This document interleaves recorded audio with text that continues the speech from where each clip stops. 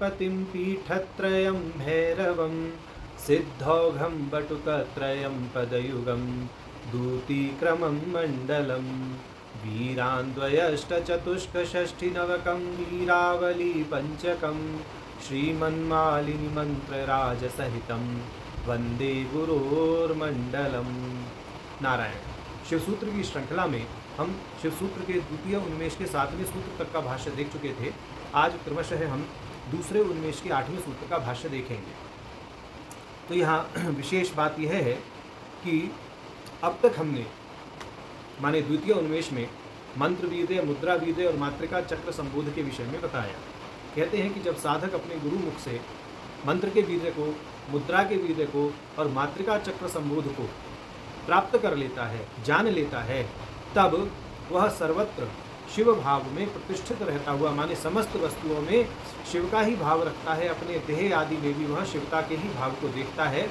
इस दृष्टि से वह अपने स्थूल सूक्ष्म आदि शरीरों में अहमता का त्याग कर देता है। तो यहाँ उसी दृष्टि से आगे का जो सूत्र है उसको कहा जाएगा और उसका भाष्य भी इसी दृष्टि से भाष्यकार जी करेंगे। तो भाष्यकार जी कह रहे हैं ईदृशस्य अस्य मातृका चक्र संबोधवतः कि जिस योगी ने गुरु मुख से मातृका चक्र संबोध कर लिया उस योगी का शरीरम हविहि, शरीर ही हविष्य पदार्थ है, माने हवनीय पदार्थ जो है वह उसका शरीर ही है। यहाँ शरीर का अर्थ पिंड नहीं है, शरीर का अर्थ है अहम भाव, माने इस शरीर में जो अहंता का भाव है, जैसे यह शरीर ही मैं हूँ, इस तरह का जो भाव है स्थूल सूक्ष्म कारण शरीर में, इस भाव को ही वह अपनी उत्कृष्ट प्रज्ञा के बल पर चिदग्नि में हवन कर देता है। ऐसा शरीरम हवि सूत्र का अर्थ है। भाष्यकार जी भाष्य करते हुए कहते हैं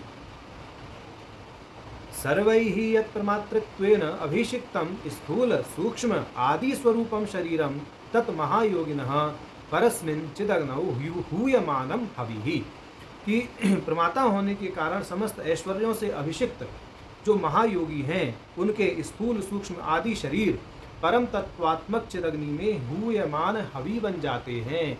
यहाँ पर जो स्थूल सूक्ष्म आदि स्वरूप शरीर, यह जो पद आया है इसको समझना चाहिए स्थूल सूक्ष्म आदि शरीर में रहने वाला अहंता का भाव। इस बात को अभी आगे भाष्यकार जी स्पष्ट करेंगे।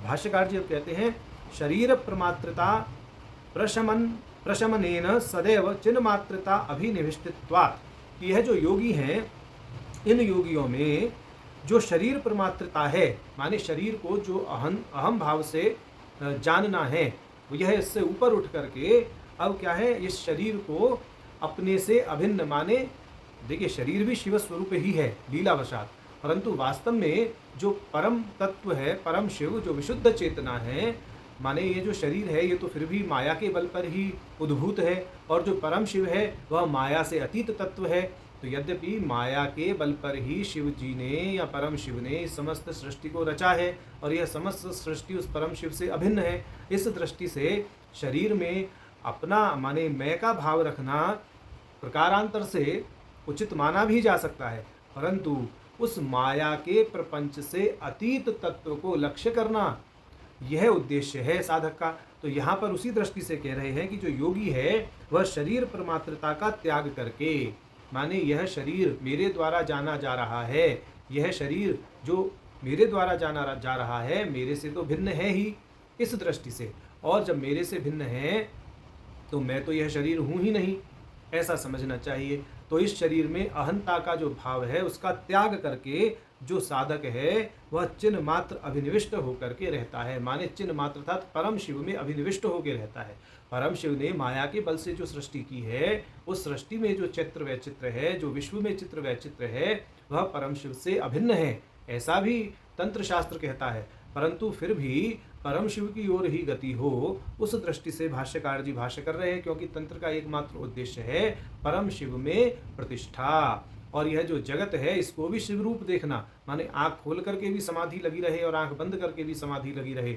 जहाँ कार्य का साधन करना है वहाँ जगत का आलम्बन लेना है, जहाँ आत्मा का साधन करना है वहाँ आत्मालंबन ही लेना है, परम शिव का ही आलंबन लेना है। वहाँ तत्काल चिदग्नि में समस्त ममता अहंता का हवन करना ही शरीरम हवि सूत्र से कहा गया है, ऐसा समझना चाहिए। अब इसी बात को विज्ञान भैरव की कारिका के आधार पर पुष्ट करेंगे। भाष्य क्या कह रहे हैं, यदुक्तम श्री विज्ञान भैरवे, कि विज्ञान भैरव नामक तंत्र में कहा गया है, महाशून्यालये वहनौ भूताक्ष विषयादिकम हूयते मनसा साकम स होमः शुक चेतना, कि परम शून्यात्मक जो चिदग्नि है उसमें मन के साथ साथ पांच भूतों का, इंद्रियों के विषयों का, जो बुद्धि रूपी सुरुच से डालने मतलब सुरुच का अर्थ है हवि डालने वाली जो लकड़ी की चम्मच सी होती है, तो उस बुद्धि रूपी सुरुच से जो हवन किया जाता है वही वास्तव में होम है।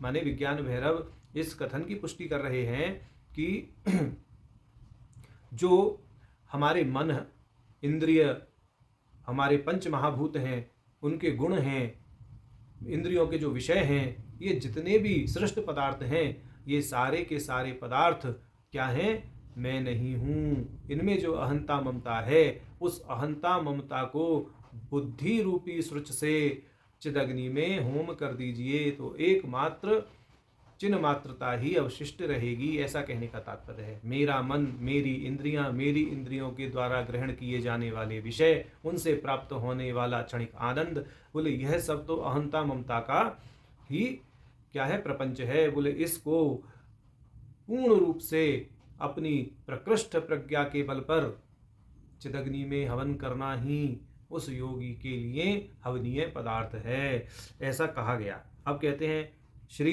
तिमरोद घाटे भी, तिमरोद घाट नामक ग्रंथ में कहा गया है, यह प्रियो यह स्वहृद बंधुर यो दाता योति वल्लभः तदंग भक्षणाद् देवी ह्युत्पदेत गगनांगना। ये कह रहे हैं कि हे देवी, जो प्रिय है, जो मित्र है, बंधु है, दाता है, अति वल्लभ अर्थात बहुत अधिक प्रिय है, उसमें मोह भंग हो जाने पर ही चिदाकाश की शक्ति उठती है, चिदग्नि उठती है। अब ये कह रहे हैं अत्र ही देहे प्रमात्रता प्रशमनम एव पिंडार्थः। ये कह रहे हैं कि यहाँ पर शरीर को अग्नि में झोंक देना ऐसा अर्थ नहीं है, अर्थात देह प्रमात्रता प्रशमनम, देह में जो अहंता का भाव है उसको चिदग्नि में हवि के रूप में डाल देना, ऐसा यहाँ पर शरीरम हवि इस सूत्र का अर्थ है। अब ये कह रहे हैं श्रीमद् भगवत गीता सूपी, श्रीमद् भगवत गीता में भी कहा गया है, सर्वाणि इंद्रिय कर्माणि प्राण कर्माणि चापरे आत्म संयम योगाग्नौ ज्योति ज्ञान दीपिते।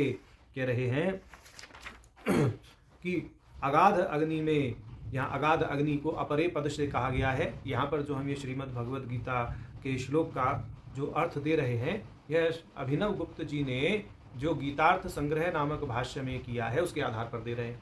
माने जो गीतार्थ संग्रह गीता का भाष्य है, यह एकमात्र भाष्य है जो अभिनव गुप्त जी ने तांत्रिक दृष्टि से किया है। तो इस श्लोक का अर्थ है अभिनव गुप्त जी के आधार पर कि अगाध अग्नि में योगी जन इंद्रियों की संपूर्ण क्रियाओं को और प्राणों की संपूर्ण क्रियाओं को ज्ञान से प्रकाशित आत्म संयम योग रूप अग्नि में हवन किया करते हैं। तो कहने का तात्पर्य है कि योगी जन सारी की सारी इंद्रियों की क्रियाओं को और प्राण से संपन्न होने वाली क्रियाओं को आत्म संयम योग रूपी अग्नि अर्थात आत्म अग्नि में, चिदग्नि में हवन करते रहते हैं। माने प्राण से संपन्न और इंद्रियों से संपन्न होने वाला जो भी क्रिया पक्ष है वह तत्काल चिदग्नि में अर्पित होता रहता है और उनकी जो स्थिति है वह परम शिवनिष्ठ सदैव बनी रहती है, ऐसा यहाँ कहने का तात्पर्य है। कहते हैं स्पंदेतु, इसी प्रकार से स्पंद शास्त्र में भी कहा गया है, स्पंद कारिका 1:9, यदा क्षोभः प्रलीयेतः तदा स्यात् परमं पदम, कि जब मित परमात्मा का क्षोभ स्वरूप में ही लीन हो जाता है तब उसे परम पद अर्थात शिव समावेश अर्थात मोक्ष की प्राप्ति हो जाती है। इत्यनेन संगृहीतम, इस कारिका के द्वारा भी ऐसा ही कहा गया है। क्षोभो देह आद्य अहम प्रत्यरूपः, यहाँ क्षोभ का अर्थ है देह आदि में अहम भावना रखना। जब इस देह आदि में अहम भावना का नाश हो जाता है तो मोक्ष की प्राप्ति होती है। इति ही तद्वृत्तौ भट्ट श्री कल्लटः, ऐसा ये कल्लट जी ने, भट्ट कल्लट ने स्पंद कारिका में स्पष्ट किया है। तो आज हमने शिव सूत्र के दूसरे उन्मेष के 8वें सूत्र का भाष्य देखा। नारायण।